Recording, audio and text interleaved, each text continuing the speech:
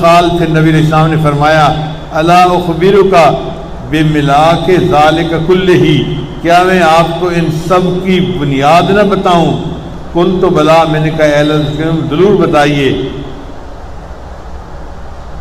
فاخذ بلسانہ تو نبی علیہ السلام نے اپنی زبان کو پکڑ لیا، وقال اور کہا کف علیک اس زبان کو قابو میں رکھ، ھذا قلت میں نے کہا یا نبی اللہ اے اللہ کے نبی صلی اللہ علیہ وسلم وَإِنَّا لَمُؤَاخِذُونَ بِمَا نَتَكَلَّمُ بِهِ کیا جو ہم بولتے ہیں اس پر بھی ہمارا مواخذہ ہوگا؟ فقال نبی علیہ السلام نے فرمایا ثقلت کا امک تیری ماں تجھے روئے، وَهَلْ يَكُبُّ النَّاسُ عَلَى وُجُوهِهِمْ اور لوگ جو اوندے منہ قیامت کے دن اپنے جو ہے وہ اوندے منہ گرے ہوئے ہوں گے، او قال علی مناخرہم یا اپنی ٹھوڑیوں کے بل گرے ہوئے ہوں گے، الا حصائد السنتہم وہ ان کی اپنی زبان کی کھیتی تو ہوگی، یعنی زبان کے اعمال کی وجہ سے قیامت کے دن اپنے ٹھوڑیوں کے بل اور اپنے جو ہے وہ چہرے کے بل گرے ہوئے ہوں گے، زبان کے بولنے کی وجہ سے ان کو وہاں یہ عذاب ہوگا۔ اور آج ہم زبان سے کیا بول رہے ہیں کیا نہیں بول رہے اس کی طرف دھیان ہی نہیں دیتے۔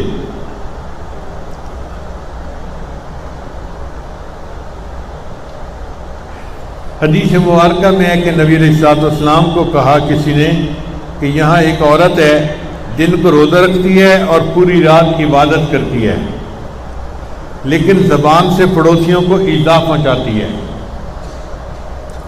یعنی ایسے الفاظ بولتی ہے کہ پڑوسیوں کو تکلیف پہنچتی ہے۔ تو نبی علیہ السلام نے فرمایا لا خیر فیہا لا خیر فیہا لا خیر فیہا 3 مرتبہ فرمایا اس عورت میں کوئی خیر نہیں کوئی خیر نہیں کوئی خیر نہیں۔ وہ دن میں روزہ رکھتی تھی، رات کو تہجد پڑھتی تھی، لیکن چونکہ دوسرے لوگوں کو زبان سے تکلیف پہنچاتی تھی، نبی علیہ السلام نے فرمایا اس میں کوئی خیر نہیں ہے۔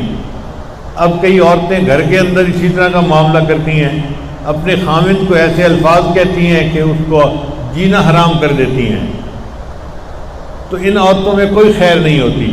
یا ایسی بات کہتی ہیں کہ گھر کی دوسری عورتوں کا جینا حرام ہو جاتا ہے، ساس بہو کو کہتی ہے، بہو ساس کے بارے میں بات کرتی ہے۔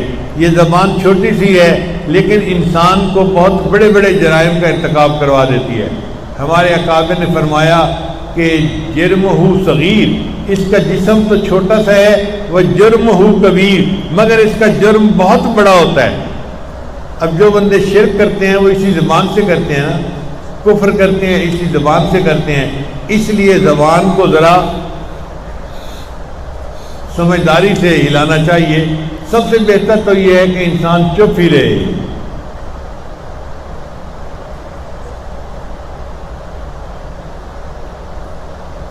جس نے اپنی زبان کو خاموش رکھا سکت نجا، ہمارے اکابر نے فرمایا کہ وہ بندہ فتنوں سے نجات پا گیا، چپ رہے۔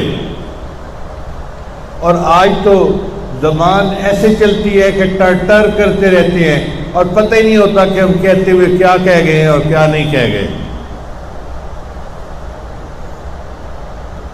اس لیے سیدنا صدیق رضی اللہ عنہ اپنی زبان کو پکڑ کے کھینچا کرتے تھے اور فرمایا کرتے تھے کہ تیری وجہ سے بہت سارے لوگ جہنم میں جائیں گے، مجھے ڈر ہے تجھ سے کہ تو کوئی ایسی بات نہ کر دے کہ جس کی وجہ سے قیامت کے دن مجھے پکڑ لیا جائے۔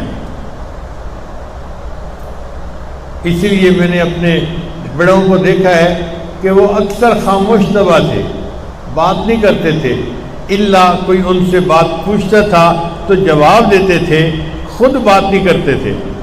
اپنے بڑوں کی یہ صفت دیکھ کے تو شروع میں میری عادت ایسے تھی کہ میں بہت کم بولتا تھا، تو میرے بڑے بھائی جو میرے ٹیچر بھی تھے وہ میرا مذاق بھی اڑاتے تھے، اور جب کوئی بات کرتے تھے تو کہتے تھے اچھا میں نے تو بات کر دی ہے، اب تو استخارہ کر کے جواب دے دینا۔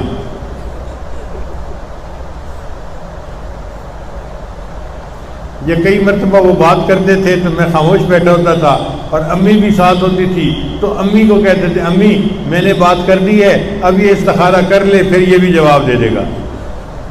اور واقعی ایسی طبیعت ہونی چاہیے کہ انسان تولے اور پھر بولے۔ بغیر تولے جو ہم زبان سے بات نکال دیتے ہیں نا، اس میں بہت ساری بوجھ ہم اپنے سر پہ اٹھا لیتے ہیں۔ تو اللہ تعالیٰ ہمیں چپ کا مزہ لینے کی توفیق عطا فرما دے۔ آج تو بولنے کا مزہ ہم جانتے ہیں، چپ کا مزہ نہیں جانتے۔ چپ کا اپنا مزہ ہے، اور جس کو وہ آ جاتا ہے اس کو بولنا مصیبت نظر آتا ہے۔